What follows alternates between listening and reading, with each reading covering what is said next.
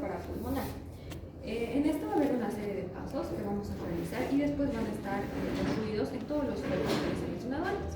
Se pueden encontrar por percusión, hemos visto, ¿no?, los focos que son subes en la parte anterior, subescapulares, paraesternales superior, medio, hasta pueden hacer inferior, y submamarios interno y externo, ¿verdad? Y en la parte de atrás son subescapulares, interescapulovertebrales superior, medio, inferior, y subescapulares interno y externo, ¿ya? Entonces, pueden seguir esos mismos focos o los focos del medio, en vez de que sean 3, pueden dividirlo en 2, ¿ya? Pero sigan generalmente un mismo orden, a la misma altura y que esté de la misma forma. ¿Sí? Mira. Entonces, cuando vamos a empezar con la auscultación, me presento. Buenos días, soy la doctora Ramos. ¿Cuál es su nombre? Daniel, el día de hoy le voy a realizar la auscultación pulmonar. ¿Está usted de acuerdo? Después del lavado de manos voy a identificar el material, que en este caso va a ser un estetoscopio, ¿verdad? Que va a estar formado por las olivas, los arcos que se tiran hacia una manguera y que vamos a utilizar el diafragma y la campana, ¿verdad? Sí. Entonces, esto igual pueden describirlo como la doctora les ha dicho, que se utilizan para sonidos graves y el otro para sonidos agudos, ¿ya?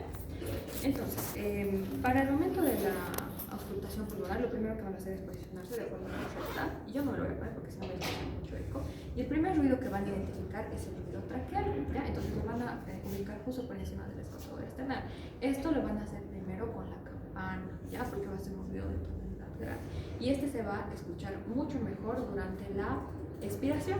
Entonces le piden a su paciente en cada sitio que ustedes vayan a auscultar, le tienen que pedir a su paciente que realice una inspiración profunda, pero solo durante un ciclo, esto para evitar que nuestro paciente se hiperventile. Bueno, entonces le voy a poner y le voy a pedirle que inspire, por favor.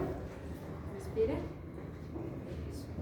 Y aquí durante la inspiración es donde van a evaluar ese primer ruido traqueal. Todo esto que les estoy diciendo, no se preocupen, al primer grupo les han mandado un esquema donde están ahí cómo tienen que hacer, con qué pasos. Entonces, porque si se dan cuenta vamos a ir girando.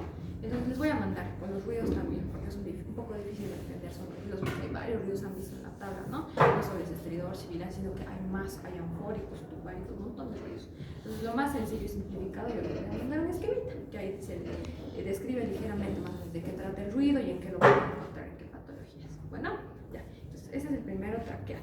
Luego vamos al bronquial. El bronquial, ¿dónde se va a encontrar? Se va a encontrar más o menos a la altura del segundo espacio intercostal en el lado anterior, y en la parte posterior a la altura de la cuarta vértebra dorsal. Esto